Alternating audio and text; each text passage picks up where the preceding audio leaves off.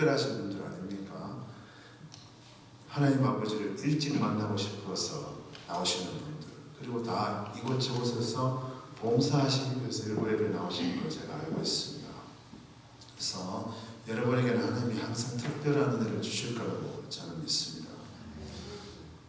믿습니까? 한번 기도하겠습니다. 하나님 아버지, 이 아침에 하나님의 신선한 은혜를 우리에게 허락하여 주시옵소서. 우리 모두의 마음속에 평온과 기쁨으로 채워주시고 아버지의 음성 들려주시옵소서. 예수님의 이름으로 기도하옵나이다. 아멘. 제가 신앙생활을 하면서 좀 더 신앙이 성숙해지고 싶었지만 늘 저를 가로막는 것이 몇 가지가 있었습니다. 저는 좀 부지런한 편이라고 저는 나름대로 생각합니다. 그래서 열심히 교회 생활을 하고는 했는데 가끔씩 하나님 앞에 나아가지 못하게 하고 신앙이 좀 제대로 성숙해가지 못하게 하는 것을 뭔가 있다는 걸 발견했는데 그것이 바로 죄책감이라는 것이었습니다. 제 속에 늘 알지 못하는 죄책감이 있다는 것을 알았습니다. 그래서 분석을 나름대로 해보았더니 자라면서 워낙 별나게 사고를 많이 치고 하다 보니까 어른들에게 꾸지람을 많이 들어서 그런 것도 있더라고요. 그래서 늘 제가 잘못하지 않은 것도 왠지 제가 잘못한 것 같다고 느끼고, 그래서 움찔움찔하는 게 있고 그런 게 있더라고요. 그래서 그걸 갖고 늘 살다 보니까 하나님에 대해서 많은 오해를 하는 겁니다. 하나님에 대해서 두려워하고 또 조금 죄를 자주 지으면 하나님 나를 버리실 것 같아서, 그래서 제 신앙이 항상 그 자리에 머물러 있는 걸 느꼈습니다. 여러분은 어떻습니까? 혹시 어떤 죄의식 때문에 고민하시는 분이 있으십니까? 그러면 오늘 성경이 말씀하는 죄책감에 대해서 한번 잘 들어보시길 바랍니다. 이 죄책감이라는 것은 어떤 사람이 그렇게 얘기합니다. 우리가 뭔가 해야 되는 것을 하지 않았을 때, 혹은 하지 말아야 할 것을 했을 때 생기는 감정이다, 그렇게 얘기합니다.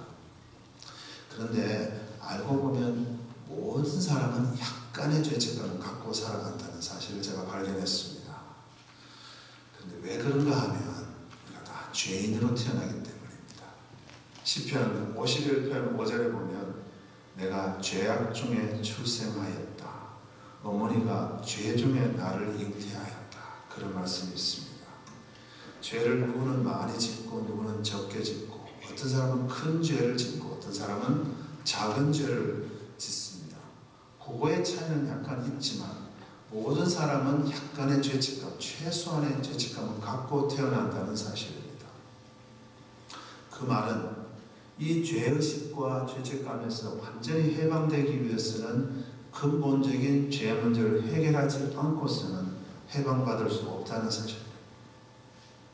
그냥 몇 가지 죄를 회개하고 나의 도덕적인 모습을 향상시키는 것만으로는 결코 우리 깊숙이 자리한 그 죄책감을 버려낼, 완전히 씻어버릴 수가 없다는 말입니다. 예수를 반드시 만나야 되고 근본적인 우리의 죄를 예수의 십자가에 갖다 걸어야 된다는 것입니다. 그래야만 진정한 해방이 있는 것입니다. 성경적으로 봤을 때 율법을 어겼을 때나 혹은 우리의 양심의 잣대가 어겨질 때 죄책감은 생겨납니다. 여러분 어떤 단체의 규칙이나 룰을 어겼을 때 혹은 가정의 어떤 법칙이 어겨졌을 때 우리는 죄책감이 생겨납니다.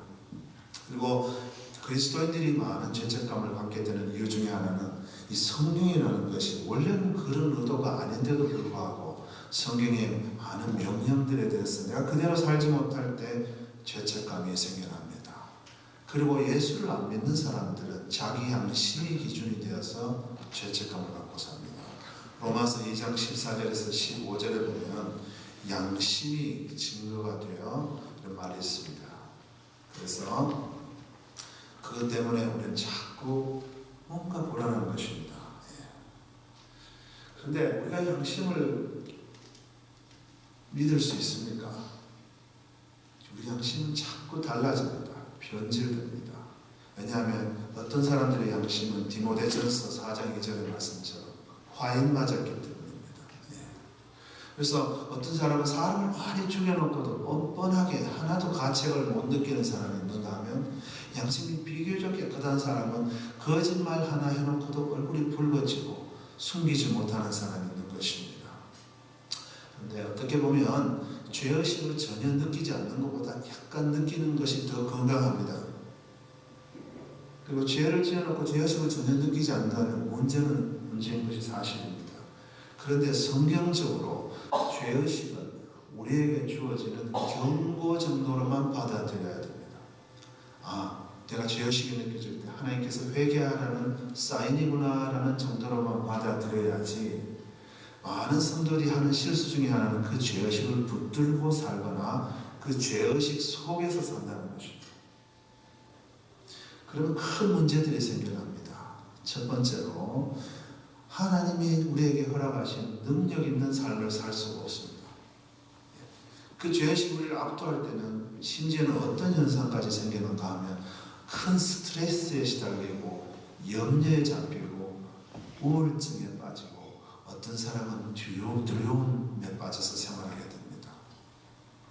여러분 혹시 기도하셨다가 혹시 죄를 짓고 나서 하나님이 나를 버리셨나 하는 생각을 하신 적이 없으십니까? 저는 그렇게 말씀하시는 분들 자주 접하게 됩니다.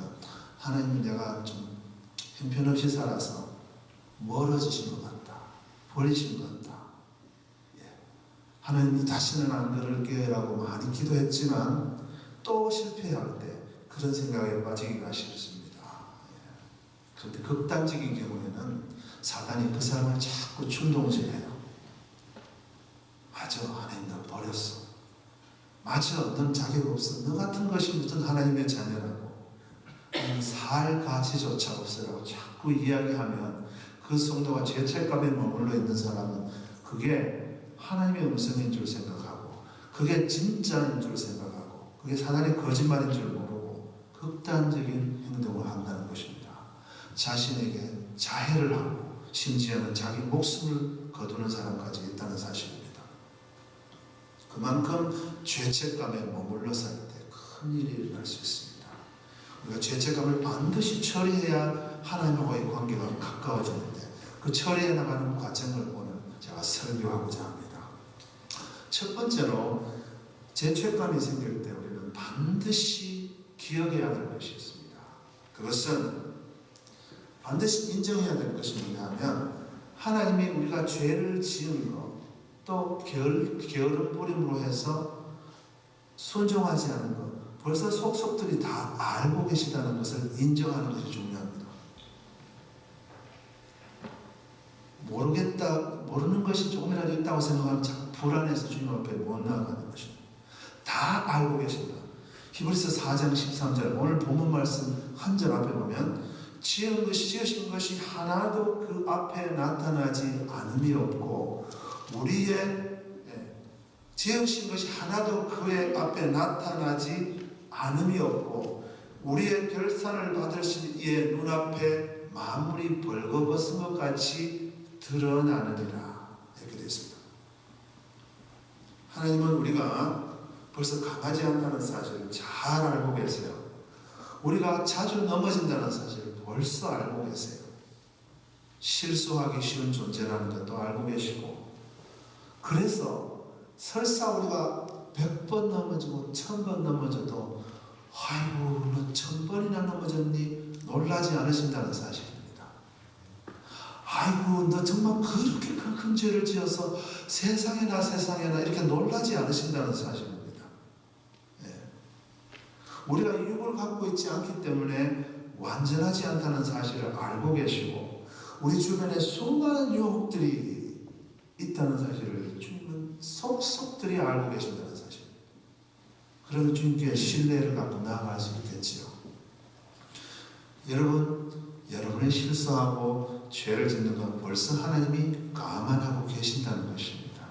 그걸 원정하시는 건 절대 아니지만 벌써 감안하고 계십니다. 여러분이 아무리 큰 죄를 지어도 하나님은 놀라지는 않습니다. 단 슬퍼하시고 근심하신다는 사실입니다. 이걸 잘 아셔야 돼요. 왜 슬퍼하시느냐?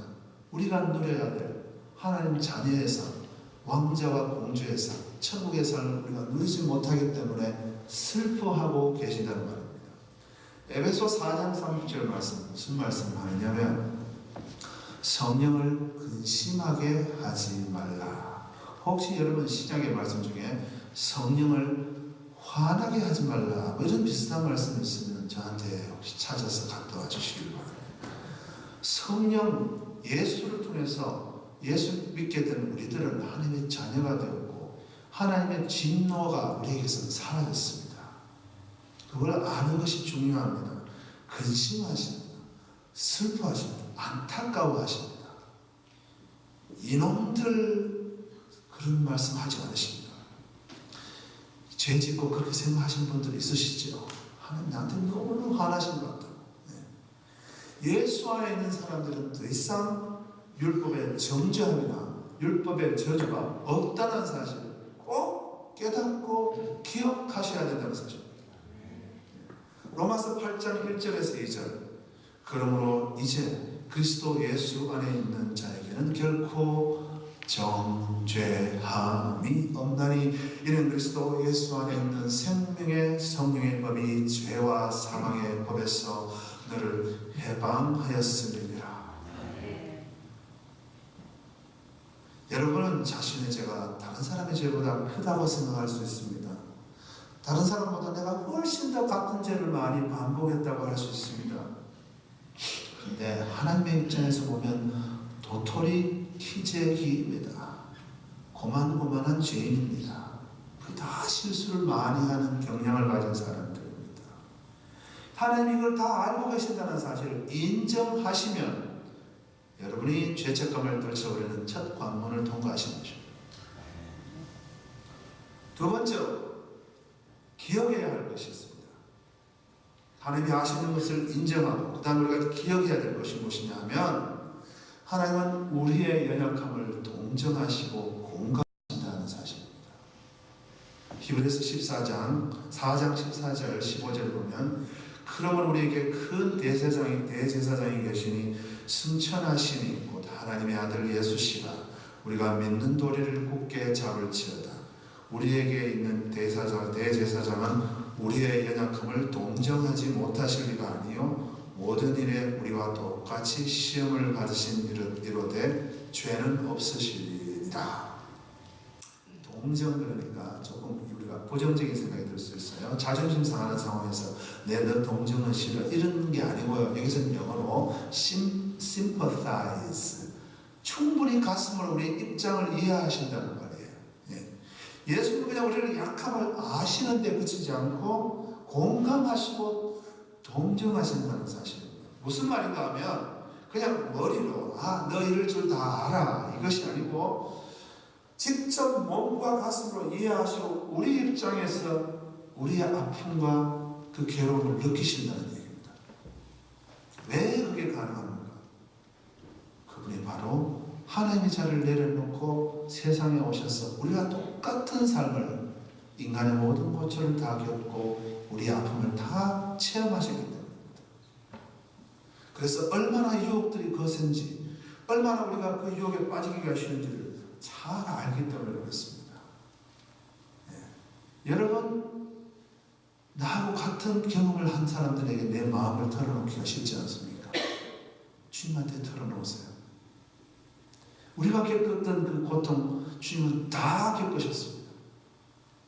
주님은 심지어 목수일하면서 아버지가 돈 버는 일을 도우면서 얼마나 비즈니스가 힘든지도 다 겪으셨다니까요. 주님이 무슨 비즈니스를 알겠어? 이런 생각 혹시 하시지는 않겠죠. 못 한 개라도 더 팔라고.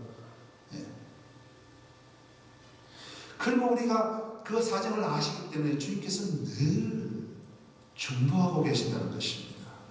하나님 우편에서 늘 우리를 위하여 간구하고 계신다는 것. 그래서 우리가 넘어질 때 내 이놈 이렇게 판사처럼 검사처럼 하시는 것이 아니라 아버지 앞에 서서 참자국을 보이시면서 아버지 사랑하는 하나님 아버지 아들이 또 넘어졌네요. 제가 그 때문에 창에 찔리지 않았습니까? 그리고 손에 못자국을 보면서 내가 그를 위해 죽었나이다. 주님께서 계속 변호인 역할을 해주신다는 이야기예요. 이걸 꼭 기억하시면 여러분은 죄책감을 떨쳐버리는 두 번째 관문을 통과하신 것입니다.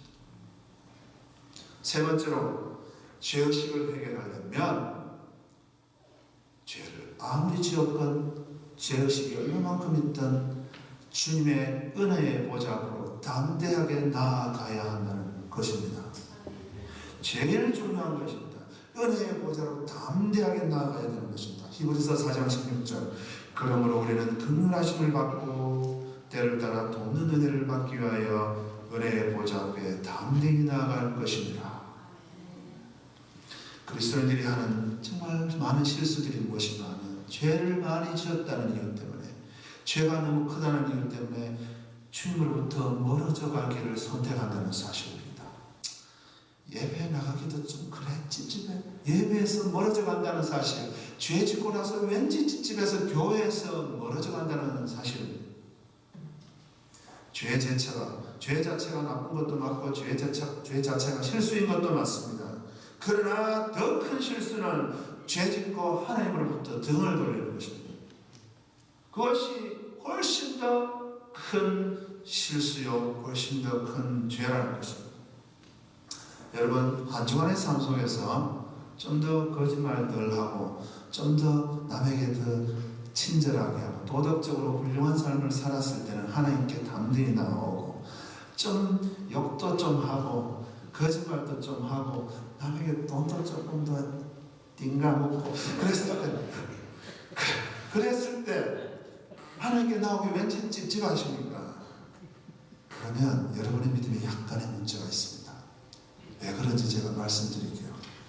하나님께 나올 때 그것이 그 믿음이 나의 도덕적인 삶에 기초한 믿음이라면, 행위에 기초한 믿음이라면 옳은 믿음이 아니에요. 반드시 우리가 하나님께 나올 때는 예수의 보혈에 기초한 믿음을 갖고 나와야 되는 겁니다. 하나님이 우리의 도덕을 보시는 게 아니에요. 우리의 깨끗한 생각, 비교적 깨끗한 생각, 그걸 보시는 게 아니고 더럽더라도 예수의 보혈을 힘입고 나오는 그거를 본다는 것입니다. 우리에게 뭐 보여드릴 게 있어요? 어차피 우리는 형편없는 사람들 아닙니까? 예수 힘입어 구원받았고 예수 힘입어 신앙생활 하는 것입니다. 예. 우리의 기준으로 하나님 앞에 나온다면 참 하나님 보시기에 너무도 초라한 모습일 것입니다. 초라할 뿐만 아니라 너무도 더러운 때묻은 모습일 것입니다. 그래서 우리가 아무리 실수했다 할지라도 주님이 우리를 버렸다는 생각 떨쳐버리시기 바랍니다. 주님이 나에게 화나있다고 생각하시는 것, 여러분 사단이 주는 거짓말이라는 거 꼭 기억하시기 바랍니다. 슬퍼하실 분입니다. 로마서 8장 38절 내가 확신하노니 사단이나 생명이나 천사들이나 권세자들이나 현재일이나 장래일이나 능력이나 높음이나 깊음이나 다른 어떤 피조물이라도, 여기에는 사단도 포함됩니다. 우리 주 그리스도 예수 안에 있는 하나님의 사랑에서 끊을 수 없느니라. 아무리 큰 죄를 지어도 예수의 보혈의 능력은 그 죄를 덮을 줄 믿습니다. 여러분, 그런 의미에서 여러분, 내가 죄 지어서 하나님께 나아갈 면목이 없다. 그래서 하나님께서 나오는 걸 주저하는 것이 겸손일까요?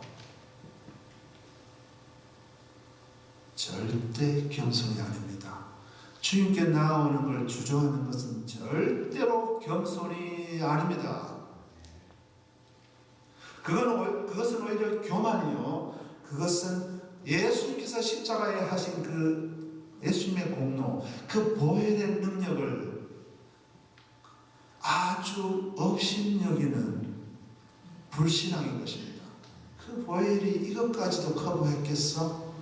불신앙인 것입니다. 평가절하하는 행동인 것입니다. 담대하게 나아가셔야 됩니다. 그리고 그분께 담대하게 나아가야 할 또 다른 중요한 이유가 있습니다. 그것은 예수님만이 우리의 문제를 진단하시고 다 아시고 해결할 수 있는 능력자이시기 때문입니다. 여러분, 문제 있을 때 예수님 앞에 나아가세요. 왜 자꾸 다른 전문가부터 찾아갑니까? 약은 약사에게, 병원 의사에게 왜 거기만 먼저 찾아갑니까? 기도부터 하세요. 그래야 좋은 의사 소개시켜 주실 거 아닙니까? 그래야 좋은 약사, 그래야 좋은 상담사 소개해 주실 거 아닙니까? 변호사, 왜 집 살 때 먼저 좋은 부동산 그거를 먼저 생각하십니까? 하나님께 먼저 나아가세요. 여러분, 하나님께 나오면 긍휼하심을 받고 때를 따라 돕는 은혜, 그 말은 그 상황에 맞게 하나님께서 맞춤으로 은혜를 주신다는 얘기입니다. 절대로 여러분 죄의식에 매여 살거나 그것 때문에 자학 하시면 안 됩니다. 절대로 그렇게 하시면 위험한 일에 빠지니까 조심하셔야 됩니다. 자, 그리고 실수하는 것이 하나 또 있습니다. 변명하는 것입니다. 또 하나는 죄를 안 지려고 막 이를 악물고 노력하는 것입니다. 나는 그러한 상황에서 어쩔 수 없었어 라고 하는 것은 신앙생활에 하나도 도움이 되지 않습니다. 그냥 주님께 나아가십시오. 변명하는 사람은 잘할 수 없습니다. 두 번째로, 이를 악물고 죄를 짓지 않으려고 아버지 하나님 절대로 다시는 안 그러겠습니다. 아무리 해보세요. 되는가? 넘어지게 되어 있습니다. 우리의 능력으로는 우리를 바꿀 수 없다는 사실입니다. 주님의 보혈의 능력만이 우리를 바꿀 수 있다는 사실입니다. 저도 이것 때문에 얼마나 많은 실망을 했던지 모릅니다. 이를 악물어도 또 넘어지고 이를 악물어도 또 넘어지고, 심지어는 제가 처했을 때는 극단적인 기도까지 해보았습니다. 하나님, 내가 한 번만 더 넘어지면 차라리 주님의 손으로 나를 죽여주십시오. 그렇게 기도하면 정말 죽일까봐 무서워했던 적도 있습니다. 사실 그게 안 된다니까요, 여러분. 우리는 주님의 능력으로 구원받지만 주님의 능력으로 신앙도 자라가는 줄 믿습니다. 100% 주님에게 그 주권을 드리시기 바랍니다. 담대하게라는 말이 영어에는 with confidence, 확신을 갖고라고 표현이 되어 있습니다. 그 확신이 어디에 있습니까? 여러분의 의지력에 확신을 두고 계십니까? 여러분의 학식에, 지식에, 혹은 여러분의 다른 어떤 것에 확신을 갖고 계십니까? 그거는 옳은 확신이 아닙니다. 오로지 예수의 보혈의 능력에 대한 확신을 갖고 주님께 나가시길 바랍니다. 로스앤젤레스에 가면 최 전도사님이라는 1.5세 전도사님이 계세요. 그분은 한때 마약 중독자였습니다. 코케인을 하게 가면서요. 그래서 코케인을 하고 있었는데도 불구하고 교회 전도사로 채용이 됐어요. 아무도 몰랐기 때문에. 그럴 수가 있더라고요. 그래서 마약을 나름대로는 끊어보려고 부단히 애를 쓰는데 며칠만 지나면 또 마약을 찾게 되고 계속 헛수고가 되는 겁니다. 어떨 때는 돈이 없어서 공원에 나가서 돈을 구걸해서 마약하고, 어떨 때는 길거리에서 마약하고 쓰러져서 자기도 하고, 어느 날 아이들을 데리고 교회 아이들을 데리고 아이스링크에 가서는 마약이 당겨서 그냥 거기 풀어놓고, 원래는 애들을 봐야 되는데 막 공원으로 달려가서 숨어서 또 마약하고 그랬답니다. 전도사로서도 망가져 있었고 하나의 인간으로서도 너무나도 망가져 있었던 것입니다. 그리고는 죄책감, 내가 이게 하나님의 사람인데 이게 뭐냐, 그리고 두려움, 하나님이 나를 버리신 것은 아닐까, 그 두려움에 늘 빠져서 살았던 것입니다. 아무리 기도를 세게 해도 안 되는 것입니다. 자신의 약한 의지력을 탓해보기도 하고 안 돼요. 그러다가 이분이 히브리서 4장 14절에서 16절 말씀을 읽고 깨달음을 얻었습니다. 그 은혜의 보좌에 담대히 나가면 때를 따라 은혜를 얻는다. 예수님만이 문제의 원인과 해결책을 아시고 그분의 피만이 모든 것을 해결할 수 있는 능력이 있음을 알고, 그분만이 나를 치료할 수 있음을 알고 기도를 바꿨습니다.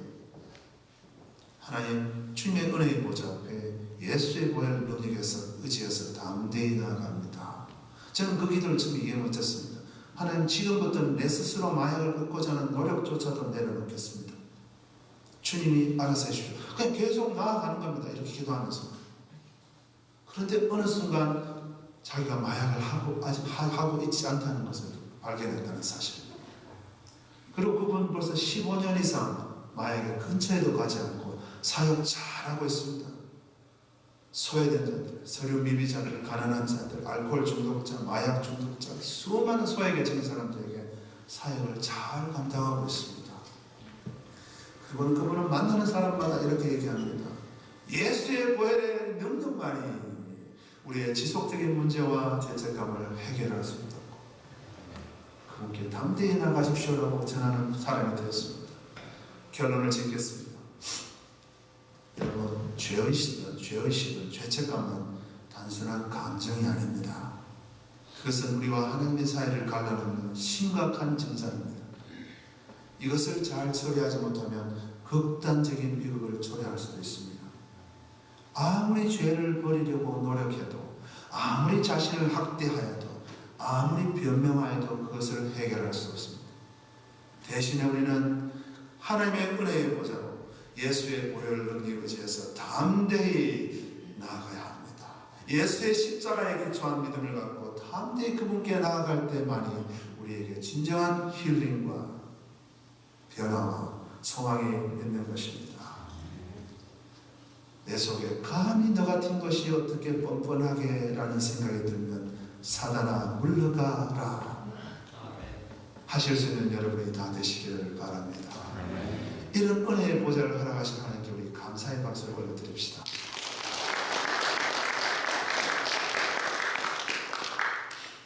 기도하겠습니다. 하나님 아버지, 주님의 은혜를 생각하면 우리의 입이 만 개라도 다 찬양할 수 없습니다. 그 은혜의 보좌에 우리의 부족한 모습을 갖고 오늘도 내일도 아침에도 저녁에도 우리의 모습이 어떠한지 담대히 나아갈 수 있는 참 믿음 주시옵소서. 그래서 우리와 하나님 사이에 막힌 담이 하나도 없게 하시고 우리의 신앙이 날마다 일취월장하게 하여 주시옵소서. 모든 말씀 예수님의 이름으로 기도하옵나이다. 아멘.